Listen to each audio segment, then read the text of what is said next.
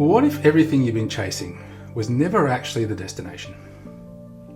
Well, welcome to In Sync, and in this episode I'll be answering that question and going a little deeper into what I mean by that. So I'd like to start with when I first started to sense this, that there was something not quite right, when I was about 2 years into my graduate position at a really top tier consulting firm. And I was earning really good money. I exceeded the expectations of my family and friends, and including my own, if I'm honest. And I just reached a point one day where I was like, well, hang on a second. I've got the money. I've got the really good job. Everyone's really happy with me. But I kind of felt like, is this all there is, And I kind of felt like there was still a little bit of an emptiness feeling within me, and I couldn't quite put a finger on it.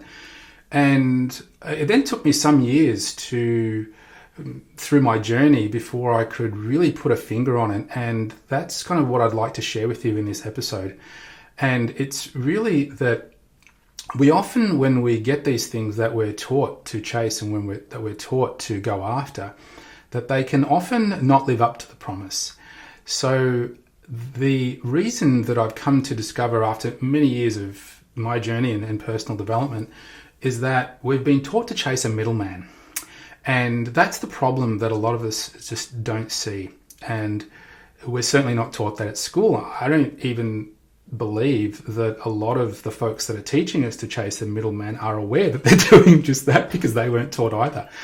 But what I mean by that when I say that we've been taught to chase a middleman is that society generally teaches us that there are these things outside of us that would make us feel successful and rewarded and happy with our lives, right? So we chase these external things: money, status, a certain job, partner, family, homes, that kind of thing.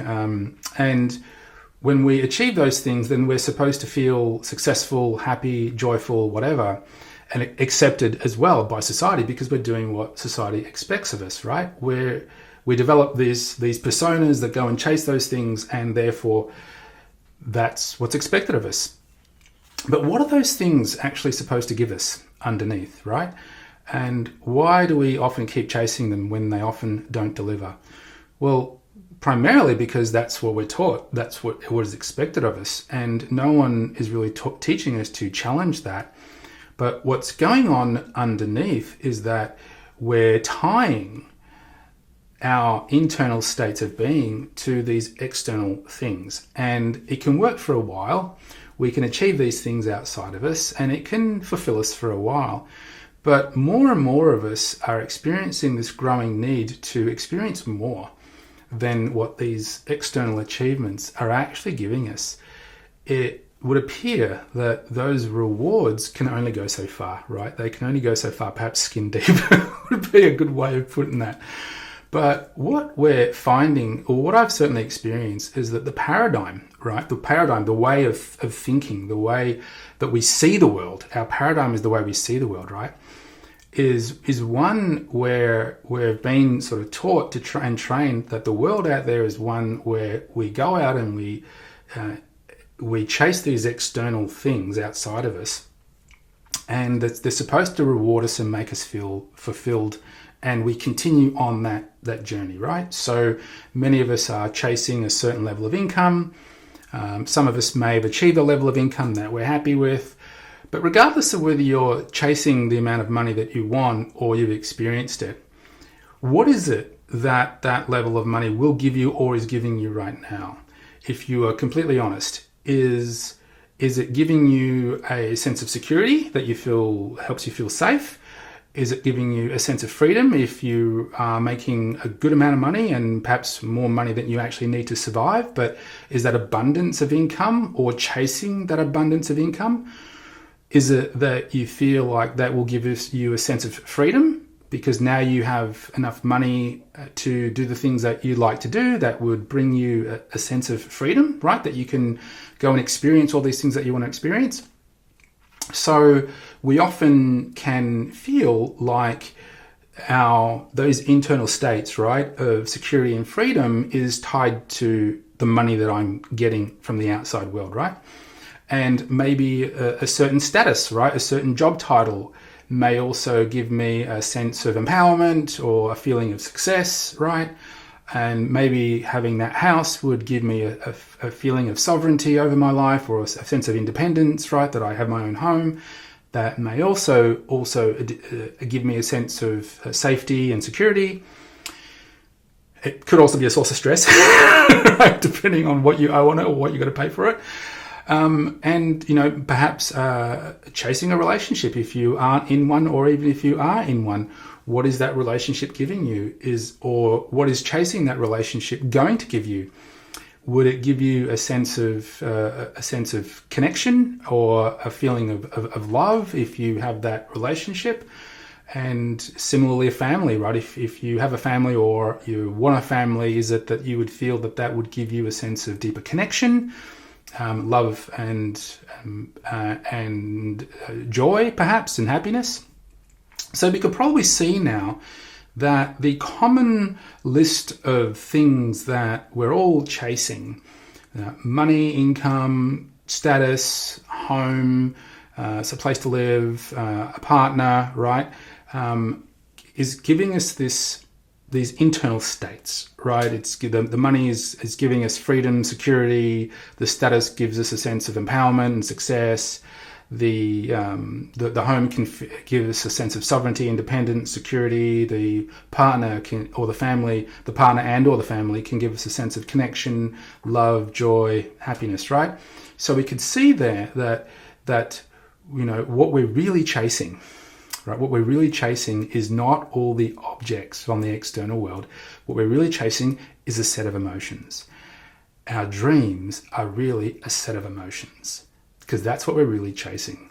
So hopefully now you understand what I mean when I'm saying that we've been taught to chase a middleman, right? We've been taught to chase this list of objects, external objects. What we're really seeking is these internal states, right? So that's what we're taught to do. We're taught to chase things outside of us. And that can be a problem after a while, right? Because we can feel like we're constantly chasing these things to give us these internal states. But what would happen if one or more of these things were taken away from us, right? For example, what if we lost our job and therefore lost our source of income? What if we lost our home and if it was taken away from us? Perhaps if we are renting a place, what if the landlord came and said that they now wanted to sell that place and you had to move out and therefore you lost the place you were renting? Or perhaps you couldn't afford the home anymore because you lost your job and all of a sudden the bank's going to repossess your home. Or maybe, you have a divorce and you lose that partner, or perhaps, you're getting a little older and perhaps you lose your partner because they've passed away. And now, because that external thing got taken away from you, what happens to that internal state, right? This is what many of the great spiritual traditions have been teaching us, that the attachment to these external things, or even our expectations to certain external things, when they're taken away, it becomes the cause of suffering, and we can experience that, right? So that's what tends to happen when these external things are taken away, because our internal emotions, our internal states that we're really seeking are dependent on these things in much the same way that we can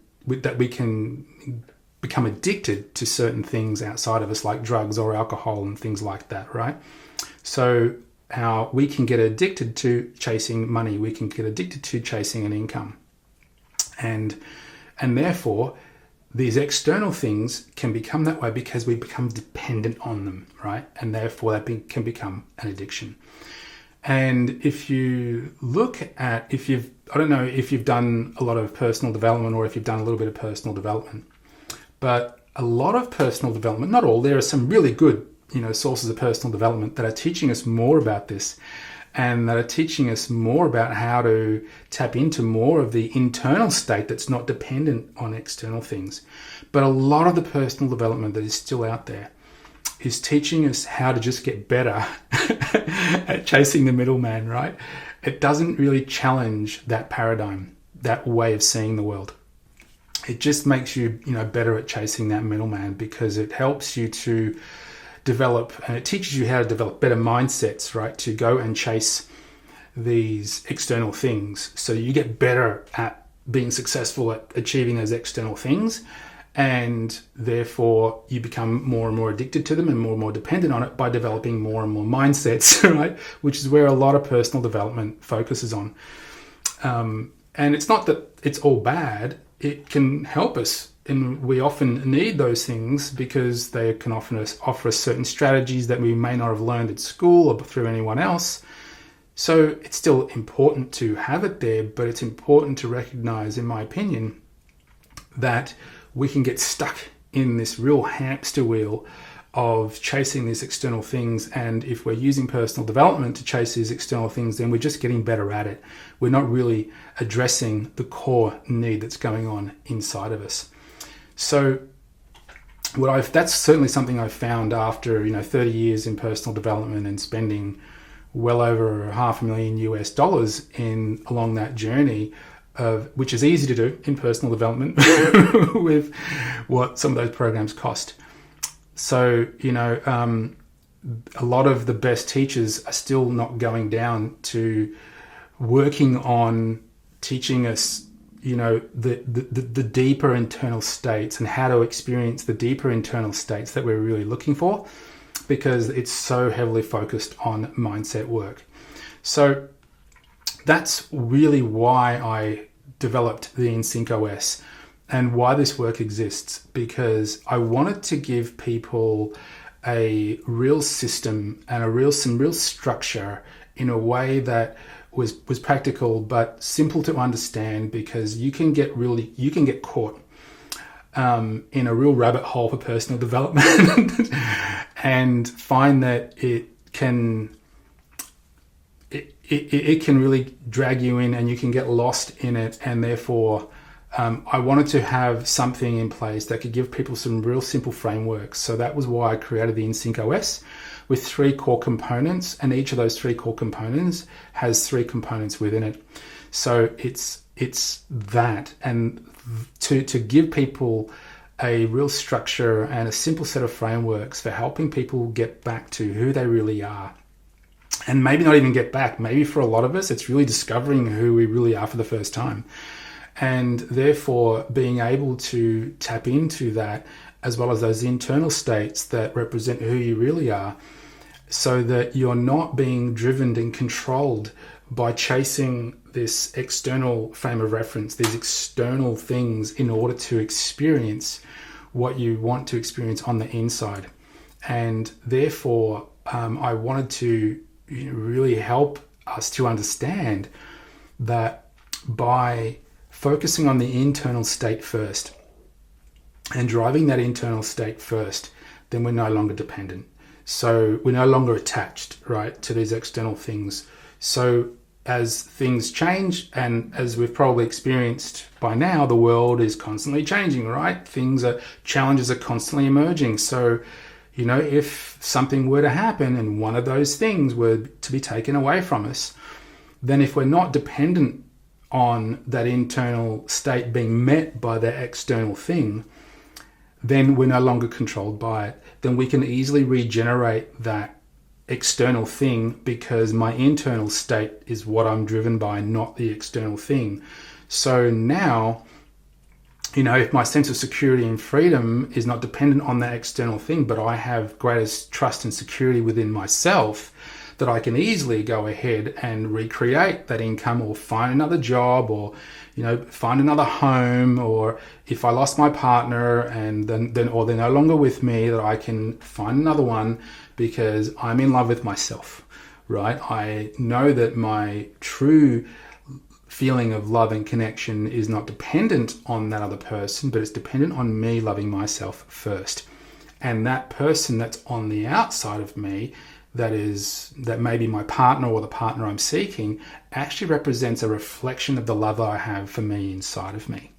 So that is what then becomes possible, is that when the world changes and these external things all move and get lost, or they move on, or they leave us, we can always attract more. We can always attract another one, because it's the internal state that I'm driven by, not the external. When the external is a reflection of the internal, then we can know and trust that I can control my inner state. I can't control the external. So by controlling my inner state, I cultivate the inner states of being that are giving me everything that I'm looking for. And as a result, I actually begin to attract the things on the outside far more easily and far more naturally, without having to feel like I've got to chase so hard in order to get it all. So that's the real source of what we're looking for. The real source is an internal one. So that's what it means in practice. It means that, is my happiness determined by that thing outside of me, or is determined by what I choose to experience in this moment, regardless of what's going on around me?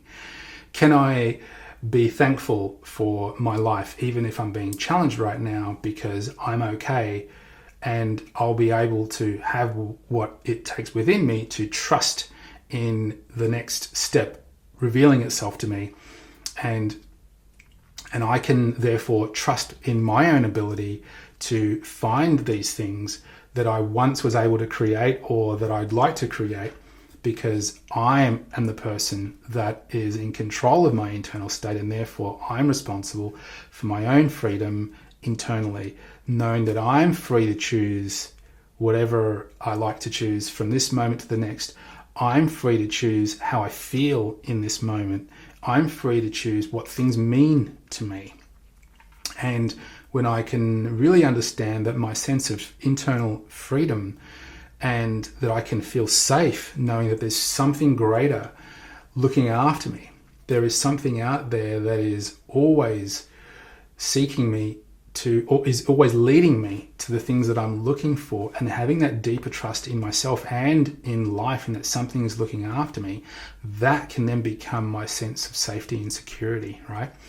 And that can then lead me to those things that will give me the external versions of those internal states. So that's how we can begin to change it from the inside out, as we can begin to focus more internally and noticing that, and using the second layer of our inner architecture, the emotional and somatic layer, to start to notice these things, and to start notice when I'm feeling a little bit unsafe or a little insecure, and then learning how to regulate that which is usually my nervous system triggering that second layer of my inner architecture, and therefore learning how to regulate that to calm myself, so I don't feel like I'm living from survival mode, but I can learn to balance my internal state, which is something I have full control over. And then when I can bring that down, I can see that I can control how I feel on the inside, which will then help me to move forward more confidently, with greater trust and faith that I can experience the external things that I may need in order to function out there in the real world, right? So that's the thing that we're often chasing, is we're chasing this external thing and not allowing ourselves to go direct to the source of what we're really looking for. So if I was to ask you then, if you were to have one thing, if you could pick one thing that you perhaps are currently chasing, then what internal state would you be actually looking to experience from it? So if it's more money, or a certain job, or a certain title, or a certain partner, what's the internal state that you're looking to experience from that external thing? And then connect to that, and then understand the truth of what I'm really looking for. And therefore learn how you may cultivate that inner state by creating the space and time in your regular day to go within and to learn how to feel that internal state that you're really looking for. So it can seem like what I'm suggesting is to completely reject these external things, and that they don't matter. I'm not saying that at all. Like I mentioned a minute ago, we still need to function in the world. So we still need to, achieve income, a certain level of income, so that we can pay our bills and all that, and survive and all that kind of thing. We still, of course, need those things, and we can still enjoy some of those things, right? And it's not that we don't want to enjoy them. We can. But it's that we can feel a greater sense of freedom and self-empowerment when we're no longer dependent on them. And I think what that does, it allows us to enjoy them a lot more, knowing that my internal state can easily drive me to create more of it, so that once I've experienced it, then even if it's no longer there, I can easily experience it again. And therefore, it allows me to be free, allows me to be much more free in not being attached to that thing, because I can always generate some more. So we're meant to enjoy these things. We're meant to experience them, and that to me is a part of life, right? That's being present and living in the present moment. When we are able to experience them, absolutely go for it, experience them, love them, enjoy them. But just know that those things don't define you. They don't define you. They don't make up what you are, and they're not the things that are actually giving you the internal state. They are the fruits of your labor, right? So what's one thing that you could sit with and ask yourself where you've been chasing that middleman? And therefore, if that is now allowing you to see what the true internal state is that you're chasing, what's a way that you can therefore experience that without needing to experience that external thing outside of you? Is it perhaps having some space and time to yourself, learning some mindfulness and meditation techniques that allow you to sit and visualize perhaps what it might be like for you to just experience those internal states without having a dependency on those external states?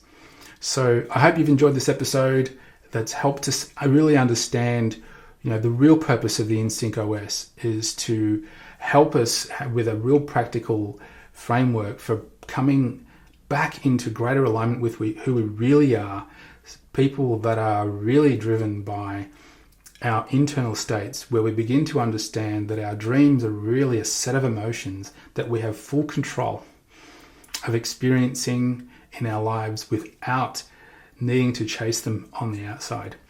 And that's what I was really hoping that you'd be able to take away from this episode, that I no longer need to chase these external things to validate myself. I can give myself what I'm really searching for first, knowing that when I do that and when I live from that place, then I can begin to gain greater clarity on exactly what are the things that I want to use that energy towards creating and cultivating in my life. So I hope this episode has helped you understand who we really are, a bit more about who you really are. I hope it's helped you to understand why I've created the InSync OS, to get us back into this as a new operating system for life, where we're able to cultivate our sense of fulfillment, our sense of being each day from this internal state of being first, where we learn how to control that first instead of chasing a middleman. So I hope this has been a valuable episode for you, and I look forward to seeing you in the next episode.